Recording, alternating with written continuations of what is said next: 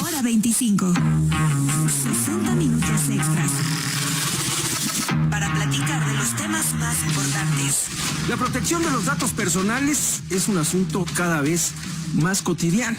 Y es que conforme avanza el tiempo, conforme avanza la tecnología, conforme digitalizamos nuestra vida, pues existen diversas puertas para acceder a nuestros datos y diversos mecanismos. También es cierto que en este mercado negro de los datos personales, que es un bien preciado y un bien precioso para nosotros y por supuesto para quienes quieren hacer uso de ellos, en el bueno y en el peor de los sentidos, bueno, pues existen ya diferentes, así como existen muchas puertas de entrada hacia nuestros datos, existen también muchísimos mecanismos novedosos, muchísimos mecanismos creativos, por las peores razones. Usted sabe que cuando alguien quiere hacer el mal, se las ingenia. Y desafortunadamente, en muchas ocasiones, las herramientas tecnológicas y a veces también las herramientas jurídicas para combatir este tipo de ilícitos, pues van a la saga, porque justamente se trata de poner remedio a fenómenos con los que antes no nos habíamos enfrentado o con los que nos debemos enfrentar en diferentes contextos. El próximo 28 de enero, el próximo fin de semana, se conmemora el Día Internacional de la Protección de Datos Personales y bueno, este es un buen momento para hablar del tema. Está en la línea telefónica Daniel Carrillo, él es director de producto y evangelista tecnológico. Él pertenece a Binaria Technologies y le agradezco mucho que nos tome la llamada. Daniel, ¿cómo estás? Primitivo, buenas noches. Muy bien, muchas gracias. Un saludo a todos los que nos escuchan. ¿Cuánto valen los datos como para que sean un bien tan codiciado? Bueno, definitivamente está considerado pues la gasolina que impulsa ahora la economía en nuestro siglo. Y precisamente por esa característica pareciera ser que como es la gasolina, pues entonces cualquiera puede tener el derecho a utilizar esa información en la manera que le venga en gana. Y hay un cierto sentido, no sé si coincidas, Primitivo, que parecía que el destino fatal al que estamos condenados es que la privacidad en realidad está muriendo o que ya no es tan relevante y nada más lejos de la realidad, ¿no? Para empezar, el artículo 16 de la Constitución lo marca como un derecho y recientemente la Asociación de Internet MX publicó un estudio donde marcaba que la primera preocupación de los 88 millones de internautas en el país es robo de identidad, es su preocupación más importante. Entonces, es tanta la información que existe de nosotros hoy día en las redes, en las páginas, en los servicios que utilizamos todos los días, que es urgente, es más relevante hoy más que nunca preocuparnos por qué o cómo se hace uso de esa información. No solamente de los ataques que podemos sufrir, como ya bien lo mencionaste, a través del phishing o de estas llamadas o de estos correos truculentos que lo que buscan es que les entreguemos pues nuestras contraseñas o parte de nuestra información para hacer mal uso de ella, sino lo que las organizaciones están haciendo con la información que ya tienen de nosotros hoy en día y que se puede malutilizar para cuestiones de manipulación o de vigilancia o cuestiones que realmente no son deseables bajo ninguna circunstancia porque impiden que las sociedades puedan seguir desarrollándose de forma exitosa. ¿Hasta dónde esta necesidad, entre comillas, de mostrarnos es un obstáculo o es una puerta, un obstáculo para proteger nuestros datos y a la vez es una puerta abierta para que alguien entre por ellos? Claro, evidentemente nosotros tenemos que hacer conciencia de qué tanto estamos dispuestos a compartir con las personas, porque justamente lo que estamos haciendo es abrir la posibilidad para que sucedan ciertas cosas. Pero por otro lado, digamos, si nos vamos a cuestiones mucho más del día a día, no tanto estar, ¿verdad?, compartiendo algunas fotografías que pudieran ser comprometedoras o cuestiones de este tipo, pero las acciones de todos los días, en lo que cada vez que abrimos una página web, que cada vez que entramos en una aplicación, nos hacen una pregunta hasta cierto punto truculenta de si aceptas las condiciones, si aceptas el aviso de privacidad, si aceptas el tratamiento que le van a dar a tus datos, o que las cookies. En realidad, pues sería imposible que todos pudiéramos empezar a leer todo no nos daría la vida, claro, información para entender claramente a qué estamos comprometiéndonos cuando le damos el clic en aceptar. Esa es la parte que todavía tenemos que trabajar mucho como sociedad, porque no es claro para las personas y por lo tanto no pueden tomar una decisión acertada a qué se están comprometiendo cuando le damos clic en la aceptación. ¿Para qué se usan los datos robados? Hay toda una gama de cuestiones que incluso tienen que ver desde hacer política, permíteme decirlo, hasta desfalcarte. El abanico es tan amplio en ese sentido que podría parecer hasta un panorama de terror, ¿no? Uh-huh. Obviamente están esos que ya comentaste, hay otros así, por ejemplo, como los montadeudas que ya fueron tan publicitados hace unos meses, de pedirle a tus contactos dinero o a través de del robo de tu línea telefónica, todos esos tipos de cosas, ¿no? Pero en realidad el tratamiento de datos es ya tan avanzado que se puede llegar a cuestiones de manipulación, o sea, de yo decidir por ti qué es lo que tienes que ver, qué es lo que tienes que comprar, cómo te tienes que comportar, por quién tienes que votar. O sea, una serie de vigilancia y manipulación porque están violando justamente la privacidad a la que tenemos derecho, y todo es en base a la utilización de los datos que estamos generando, a la huella digital que vamos generando todos los días en el uso de las aplicaciones. De ahí la relevancia de poner en la mesa aspectos, por ejemplo, como el conocido como privacidad por diseño. Esto es, si realmente la empresa está preocupada por tratar de mantener nuestra privacidad como parte fundamental del servicio que una empresa nos va a prestar, tiene que cuidar, no solamente ponernos el aviso de privacidad, sino la forma como va a construir su aplicación, la forma como va a construir sus bases de datos, la forma como va a construir su página web, de manera que por diseño, desde que el programador está codificando lo que va a suceder con nuestros datos, desde ahí venga implícito todas las cuestiones que norma las leyes del BINAI o las diferentes mejores prácticas alrededor de estos temas. Es que también me venía a la mente dentro de este catálogo, pues el espionaje, ¿no? Ese es durísimo. Lo que hemos visto, por ejemplo, con ciertos periodistas o ciertos personajes de la política con el famoso Pegasus, pues no es otra cosa más que robarte tus datos en tiempo real y ejercer un esquema de vigilancia y también de acoso, ¿no? Y eso tiene otras implicaciones que van más allá de lo económico, por ejemplo. Ahora, Daniel, ¿cuáles en este momento las modalidades más comunes de robo de datos? Las mecánicas que tú encuentras como que se han popularizado en México, por ejemplo. Mira, en México somos una especie de laboratorio a nivel mundial primitivo, porque recibimos, para que te des una idea, alrededor de 80,000 millones de ataques en un semestre. 80,000 millones. Aproximadamente a 40 millones de ataques por día. Wow.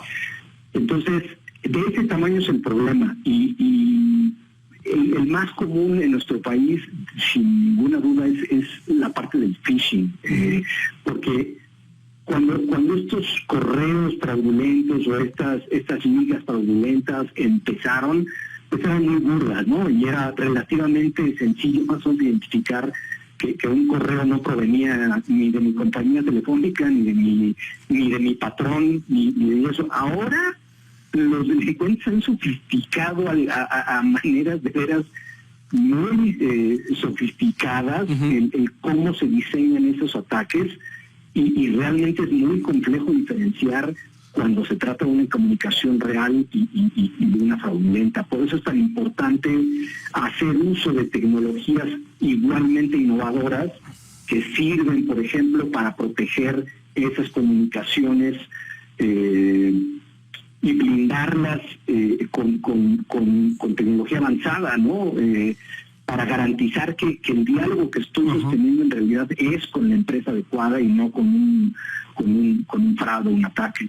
Oye, ¿cuál es el ataque, Daniel? ¿O qué tipo de ataque es el que a ti más te ha sorprendido por este grado de sofisticación que dices, híjole, y ahora sí se la volaron con la manera de generar un atentado y un robo de datos personales? Está, a mí, y lo acabo de leer hace apenas unos cuantos días, el correo, o sea, tiene el atacante tiene la forma de garantizar que viene de una fuente confiable, o sea, que es un correo que viene de una institución cierta, pero dentro de ese correo insertan una imagen en color blanco. Okay. Y dentro de esa imagen hay código malicioso que tú no tienes manera ni siquiera de ver qué está haciendo, porque es una página en blanco. Entonces, ¿no lo ves? Cuando tú le das clic y te abre una página en blanco, dices, bueno, ¿esto qué está pasando? ¿Qué es lo que está fallando, no? Y al momento de hacer los clics para ver qué está sucediendo, estás activando estos códigos que ni siquiera, digamos, el filtro de tu correo electrónico puede detectar, porque el origen y el dominio de ese correo es correcto. ¡Wow! Eso es impresionante. Porque donde hay un vacío, en realidad hay una trampa. Es correcto. Por eso, repito, es tan importante tratar de blindar esas comunicaciones. Actualmente ya hay mecanismos que están basados en cifrar las comunicaciones, en validar que realmente el origen es el correcto y que la información solamente está destinada para mí. Ese tipo de protocolos ya existen actualmente y es factible implementarlos, sobre todo en los ambientes corporativos o de gobierno, por ejemplo, en la parte de gobierno digital. Y bueno, obviamente es cerrar esa brecha simplemente entre lo que tengo que hacer para proteger los datos a nivel de ley, sí, y lo que técnicamente necesito hacer para proteger a mis usuarios y que nosotros como usuarios de esos servicios nos sintamos protegidos y prefiramos estos servicios que están blindados a otros que simplemente no hacen el esfuerzo de proteger nuestros datos. A ver, ese es un buen punto. ¿Cómo estamos, primero, en términos técnicos y en términos también de conciencia de la importancia de blindar los datos personales? Porque me voy a ir a un ejemplo muy claro y además muy obvio y incluso un ejemplo casi de negligencia, que es los Guacamaya Leaks, ¿no? El robo masivo de correos electrónicos por parte de un grupo con reivindicaciones políticas, usted lo puede calificar como quiera, pero que se metió a los servidores de la Secretaría de la Defensa Nacional y empezó a saquear. Y luego nos dimos cuenta de que resultaba que la Secretaría de la Defensa Nacional no había puesto atención para mantener actualizados, ahora sí que sus sistemas de defensa, ¿no? Parece una paradoja y de hecho lo es. ¿Qué tanto estamos conscientes en términos institucionales, en términos corporativos, Daniel, de esta importancia? ¿Estamos al día? ¿Sí se hacen las cosas bien en México, hablando en términos generales? Sí, pusiste el dedo en la llaga, Primitivo. Estuve el lunes justamente en la conmemoración de la protección de los datos del INAI, y una de las ponentes en las conferencias que se ofrecieron mencionaba los siguientes datos. Solamente 5% de las empresas en México están listas para poder hacerle frente al reto. 5%. Nada. Y por otro lado, mencionaba que las empresas que llegan a detectar cuando las vulneraron y les robaron la información, lo hacen entre 3 y 6 meses después de haberse concretado el ataque. Hijo, eso es tremendo. porque te denota, claro, una carencia absoluta, Así primero, es. de responsabilidad para estar al día. Así que Y hay luego muchísimo trabajo por hacer preventivo. La vigilancia, que no te des cuenta, vamos, entiendo, una persona puede no darse cuenta que le robaron sus datos porque quizás no tiene las herramientas ni el conocimiento, pero ya a nivel corporativo, que tardes 6 meses en darte cuenta de un daño que te ha generado seguramente pérdidas brutales, ¿no?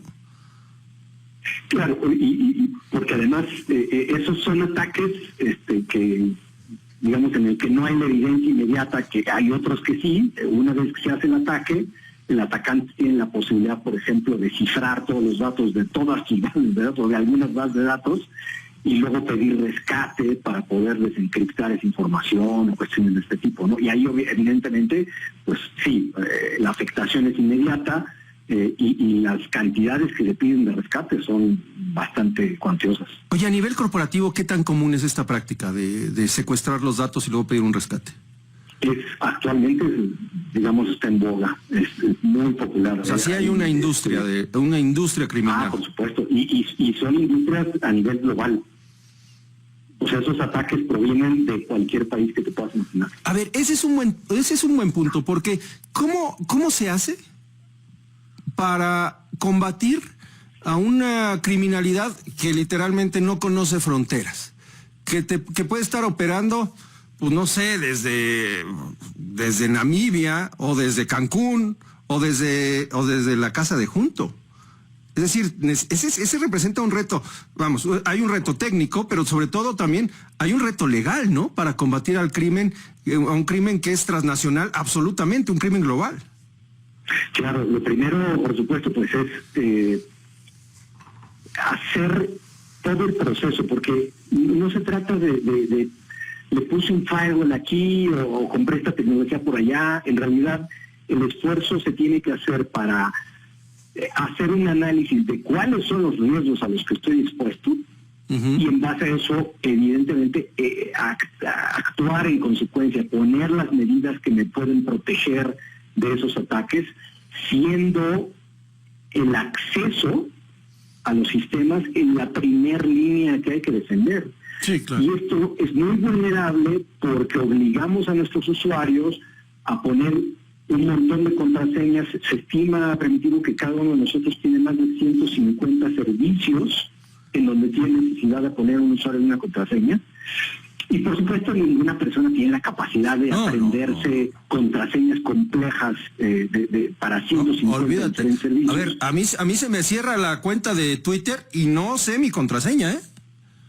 Claro, y digamos, esa primera línea de defensa, que es proteger a mis usuarios para que si alguien pierde sus credenciales o le roban sus credenciales, no se convierta en una puerta de entrada para un criminal que está en Rusia, por ejemplo, pues deberíamos de implementar mecanismos, por ejemplo, que no utilicen contraseñas. Ya existen tecnologías que a través de medios muy seguros y utilizando, por ejemplo, biometría sin ser intrusiva, se pueda proteger una cuenta para que en caso de que en lugar de tener que aprender una contraseña de 10, 12 caracteres, que además tienes que cambiar cada X tiempo, pues en lugar de eso pueda yo identificarme biométricamente y acceder al servicio de forma mucho más cómoda para los usuarios, más segura, más privada, y todas esas tecnologías pues ya están disponibles.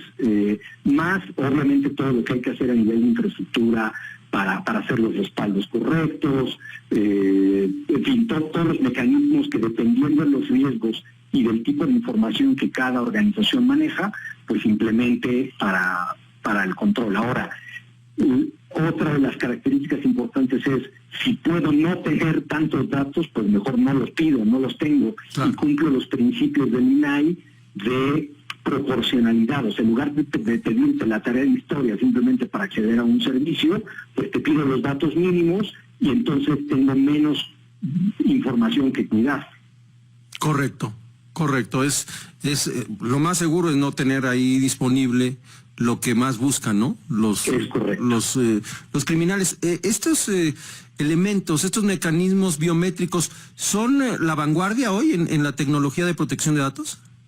Pues sí, siempre y cuando estén bien utilizados, Primitivo, porque no sé si recuerdas hace poco una multa que acaba de imponer el INAI a la Federación Mexicana de Fútbol por el uso, justamente el mal uso de biometría para la entrada. El famoso Fan Pass o algo así, ¿no? El Fan ID. El Fan ID, sí.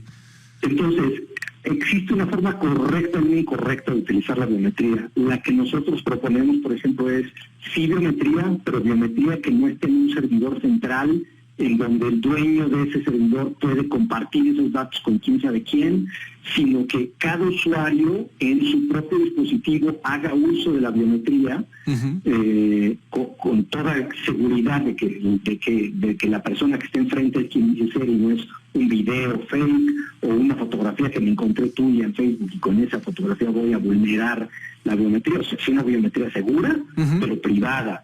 Y que esa biometría me ayude a elevar el grado de seguridad al momento de accesar las aplicaciones. Hijo, qué interesante tema. Podremos seguirnos durante horas y seguramente vamos a volver a platicar, Daniel, al respecto, porque además es un asunto que va evolucionando y el cual necesitamos refrescar.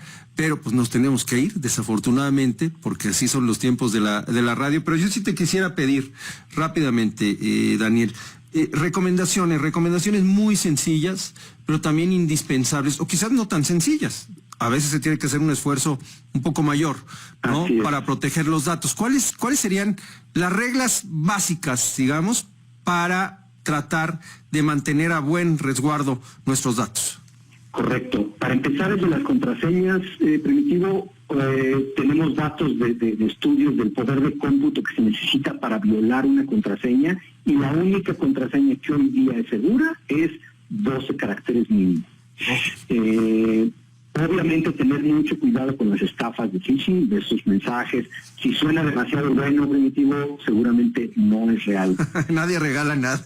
Exactamente. Mantener todos los sistemas actualizados, las aplicaciones, lo más actualizadas posible. Cuando se utiliza una red pública en los cafés, en la calle, pues tratar de utilizar una aplicación de VPN.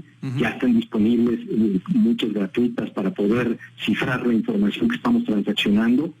Ser selectivo con la información que compartimos en línea, para tratar de minimizar la exposición. Y ya existen también de las aplicaciones que todos los días utilizamos, casi todas ellas permiten habilitar lo que se llama el segundo factor de autenticación. Eso también ayuda mucho a proteger nuestras cuentas de correo, nuestras redes sociales, etcétera. Sobre todo ahora que está de moda el robar las comunicaciones de WhatsApp, por ejemplo, pues incluir este tipo de autenticaciones adicionales al momento de la configuración. Muy bien, pues Daniel, yo te agradezco mucho que nos tomes la llamada. Gracias por platicar con nosotros y darnos un panorama de este mundo tan cambiante, ¿no? Del cibercrimen y de las formas en que están en riesgo nuestros datos, pero también de las formas en las que podemos proteger este bien tan preciado, lo repito, a nivel personal, a nivel corporativo, a todos, en todos los niveles. Y bueno, seguiremos en contacto si tú nos permites. Será un gusto, Primitivo.